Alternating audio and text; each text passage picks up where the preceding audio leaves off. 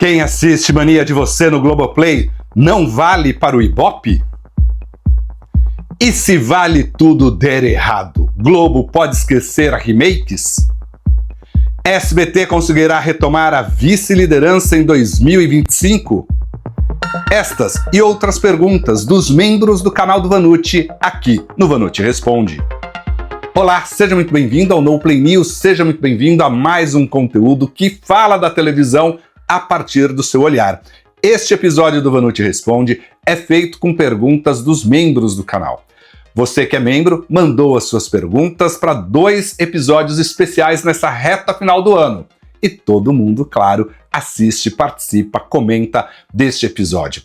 A primeira pergunta é do Mundo Cultural. O Mundo Cultural escreveu o seguinte: Vanucci, da mesma forma que o SBT tem disponibilizado conteúdos antigos e nostálgicos em seu streaming, por que a Globo não faz o mesmo e não colocam programas clássicos do início do Altas Horas, Domingão do Faustão, Caldeirão do Hulk, e a Record não coloca, por exemplo, o programa Raul Gil e outras atrações clássicas em suas plataformas de streaming? Vejo que seria um sucesso.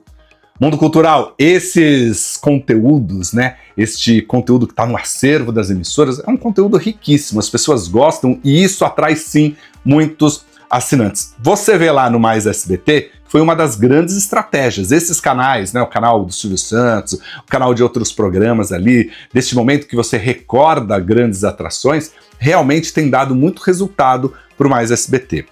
A Globo focou em sua dramaturgia, está colocando à disposição toda a dramaturgia e de vez em quando pinta alguma outra coisinha por ali também. Mas já ouvi que há a ideia assim de se resgatar e de se disponibilizar também todo este conteúdo, todo este acervo que está lá. Agora, não é um processo barato, não é um processo rápido, né?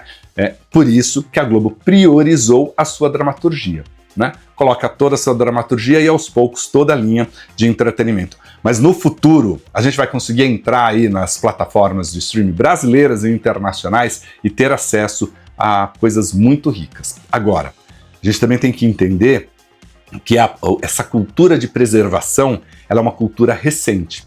Lá nos anos 50 a gente não tem nada da televisão, porque era ao vivo, dos anos 60 até metade ali dos anos 80, uma outra coisa foi guardada, principalmente no final dos anos 60, início dos anos 70, que foi muito complicado para as emissoras de TV. A Record, por exemplo, não tem muita coisa dos festivais, não tem muita coisa da família Trapo, ou se perdeu nos incêndios, ou até porque venderam fita na época, né? Isso aconteceu com a TV Tupi, que se perdeu esse patrimônio, uma outra coisa ainda está por aí, mas se perdeu nos incêndios da Cinemateca, se perdeu depois que a Tupi fechou. Então, algumas coisas a gente jamais vai conseguir resgatar, mas no futuro a gente vai ter acesso e vai estar disponível muita coisa feita mundialmente no audiovisual. Vamos a mais uma pergunta, essa aqui é do Chosco TV. E ele diz o seguinte: Vanucci, vi que a Ideal TV, ex-MTV e Ludin, vai montar um canal de esportes na TV aberta, mas não tinham cassado a concessão da emissora? Será que resolveram as pendências e renovaram a concessão ou vai funcionar através de liminar?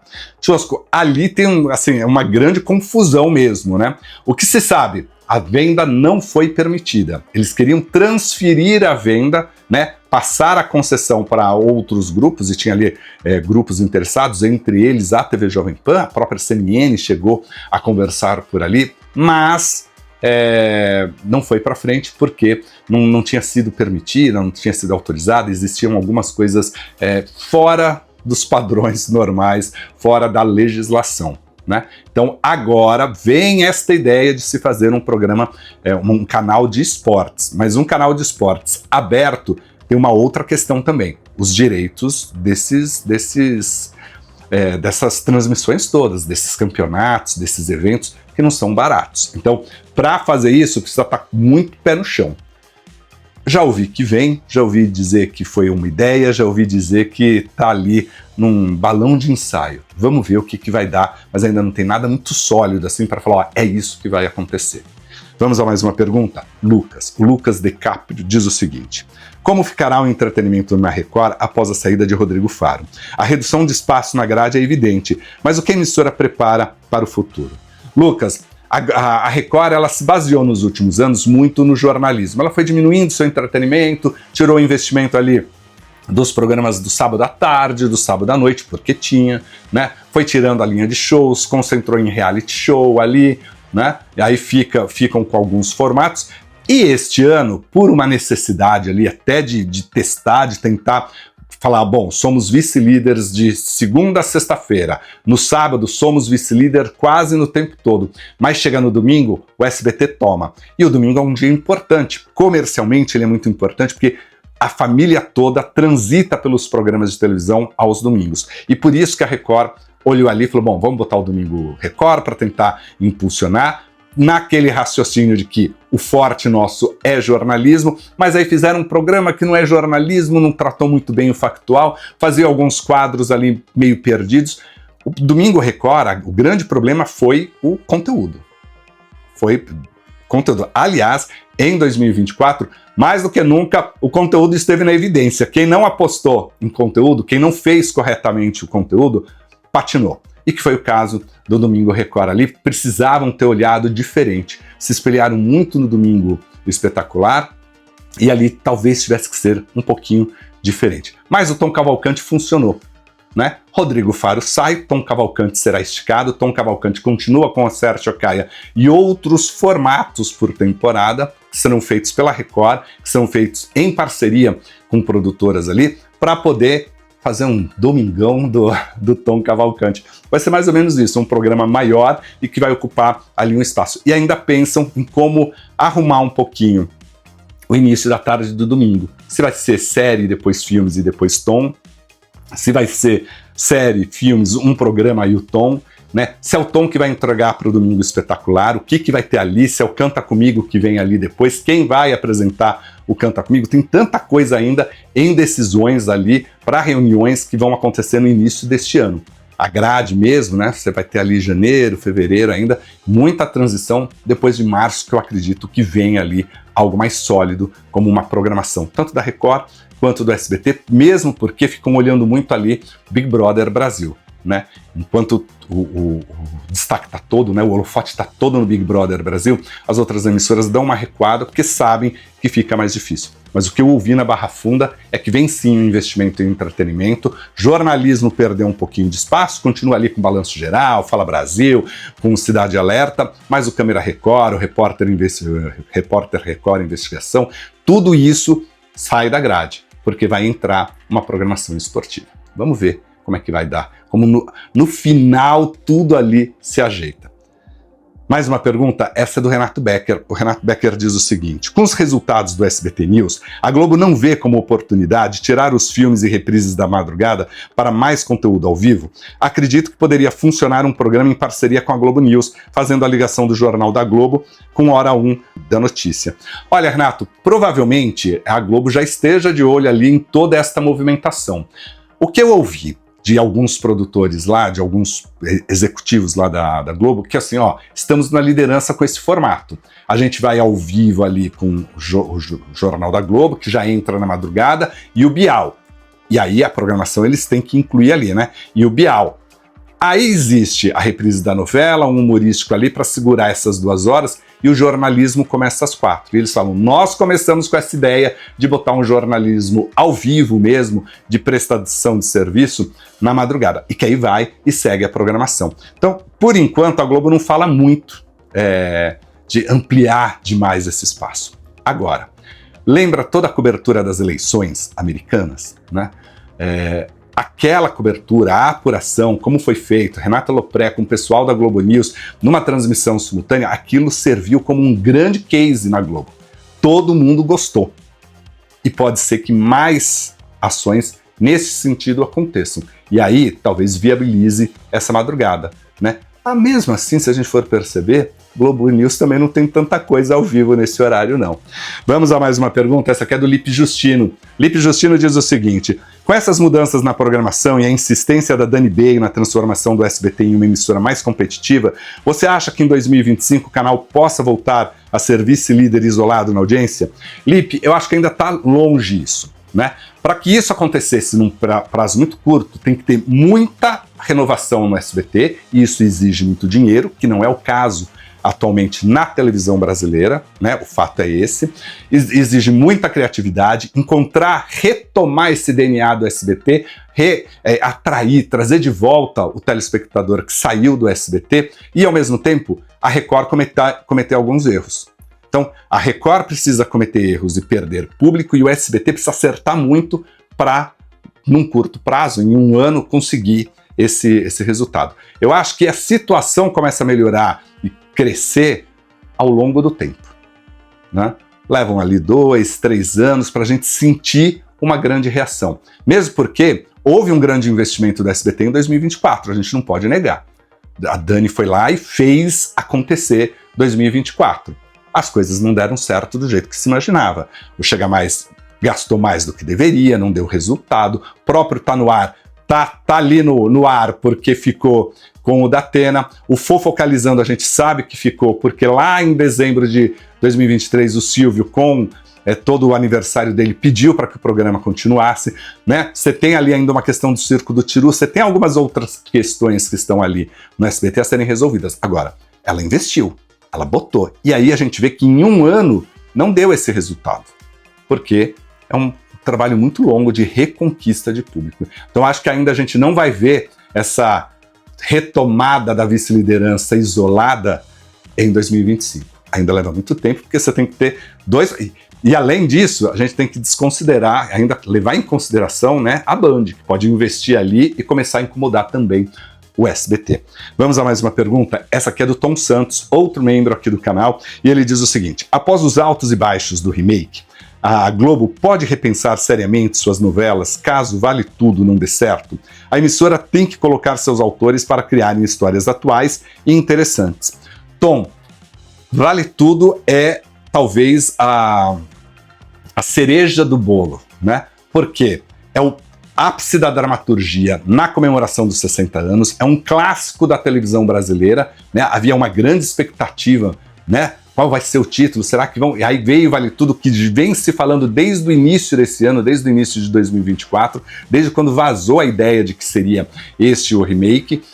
A dramaturgia da Globo já pensa em outras novelas, mas lá pra frente tem Glória Pérez e Agnaldo Silva, ou Agnaldo Silva e Glória Pérez. E depois, Valcir Carrasco. E aí se fala que Valcir Carrasco viria ali com o remake de Chica da Silva. Talvez funcione mais. Por quê? Porque é uma novela que não foi feita dentro da Globo.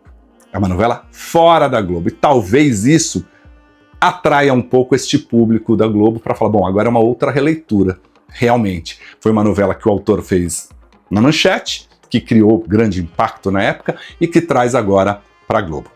Vamos ver. Eu ainda acho que na pegada de Valcir Carrasco, uma Chica da Silva nos dias atuais, teria que ser uma novela das 11 horas. Começar ali pelo Globoplay e depois passar às 11 horas com todos os devidos ajustes para a TV aberta. Ainda acho isso.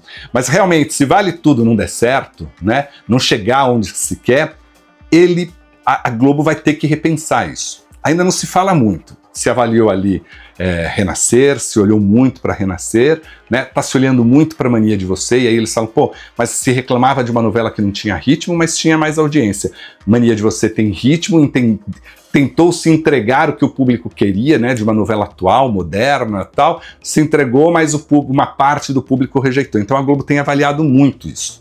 E a dramaturgia da Globo, sim, está no foco. Por quê? Porque a dramaturgia talvez seja o produto, talvez seja o segmento do audiovisual que mais transformação está passando. Desde a época da pandemia, quando a gente começou a assistir muito mais séries nos serviços de streaming. A gente ganhou uma agilidade, a gente aprendeu a maratonar. Então, muitas vezes, a novela perdeu a relevância, um pouquinho da sua relevância aqui no Brasil, principalmente entre os mais jovens. Vamos ver, né? A transição de Mania de Você para Vale Tudo é importante, e a manutenção de Vale Tudo também. Vale Tudo vai ter que recuperar o horário, e aí haverá muita pressão na equipe de Manuela Dias. Mais uma pergunta, a última deste episódio é do Felipe Almeida. O Felipe Almeida traz uma pergunta que completa muito a do Tom, que é o seguinte: conheço pessoas que nunca assistiram Mania de Você pela TV aberta, e sim pelo Globoplay. Eu sou uma delas. O certo não seria analisar a audiência de uma novela ou um programa de TV também pelo streaming e aí dizer se é sucesso ou não aquele produto? Felipe, você trouxe uma grande discussão para o Vanucci Responde, que é justamente esta mudança de comportamento do telespectador, esta mudança de comportamento do mercado. E aí, a Cantar Ibope vai ter que cada vez mais se aprimorar na medição. Atualmente, existe a medição que a gente conhece lá, real time, que depois viram os consolidados, né? Que você vê um minuto a minuto ali de todas as emissoras, quanto é que tá, o share, se você está subindo, descendo, caindo, se manteve o programa. É um tipo de você principalmente trabalhar com as atrações ao vivo. Aí você tem a média consolidada e você tem também a medição que traz o impacto da TV por assinatura e a medição de aparelhos conectados pelo digital. Aparelhos consumindo audiovisual conectados, né, na URL da sua casa. E ali eles conseguem medir o que você está assistindo além da TV aberta. E a gente tem um panorama de 30% digital, 70% ainda para TV linear. Claro que boa parte do consumo do Globoplay é da dramaturgia. Nas últimas semanas, Mania de Você fica ali segundo lugar, primeiro lugar, fica sempre nas primeiras posições, nas 2, 3 primeiras posições dos conteúdos mais assistidos. Perde para uma novela antiga, perde ali talvez por uma série que estreia, mas sempre está entre as 3 mais assistidas. E isso é importante.